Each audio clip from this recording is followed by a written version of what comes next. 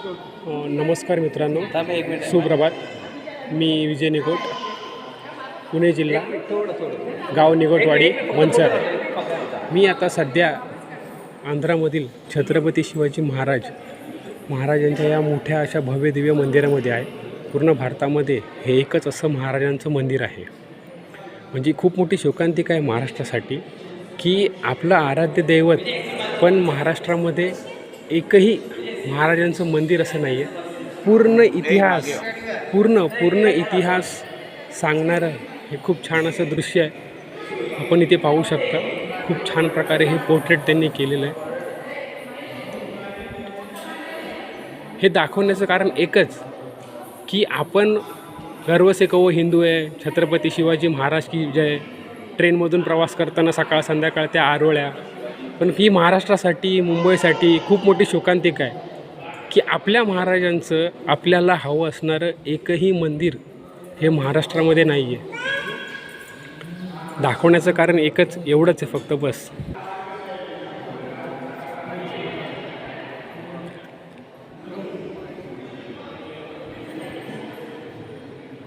खूप छान असे पोर्ट्रेट केलेलं आहे.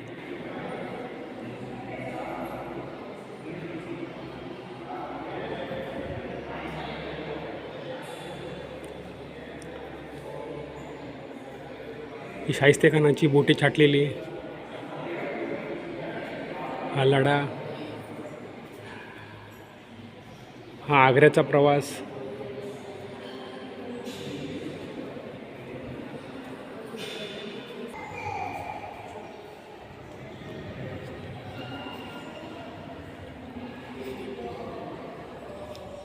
ही रामदास स्वामींची भेट. खूप छान राज्याभिषेक सोहळा.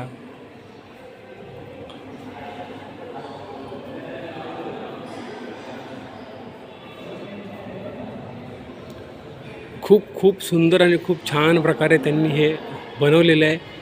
महत्त्वाचं म्हणजे त्यांनी मेंटेन ठेवलं आहे.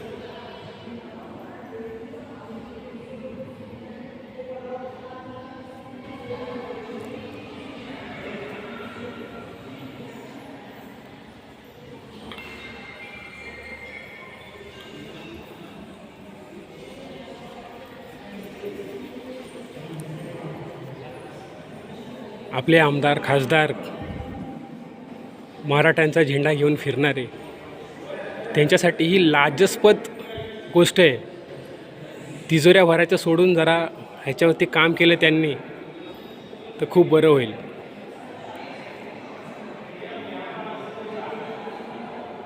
फक्त महाराजांचं नाव वापरून काही होत नाही.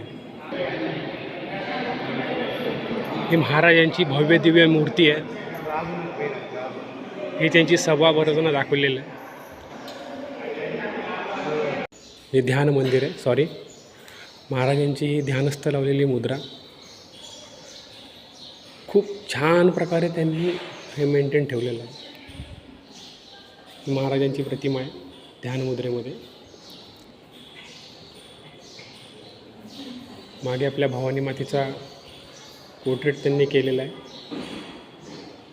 आणि विशेष म्हणजे आंध्र प्रदेशमध्ये हे साकारण्यात आलेलं आहे. आणि ह्यांची जी प्रवेश शुल्क आहे ते फक्त 10 रुपये. म्हणजे एवढं सगळं करून 10 रुपयामध्ये आपल्याला हे सगळं पाहायला मिळतं आहे. खूप छान प्रकारे त्यांनी केलेलं आहे.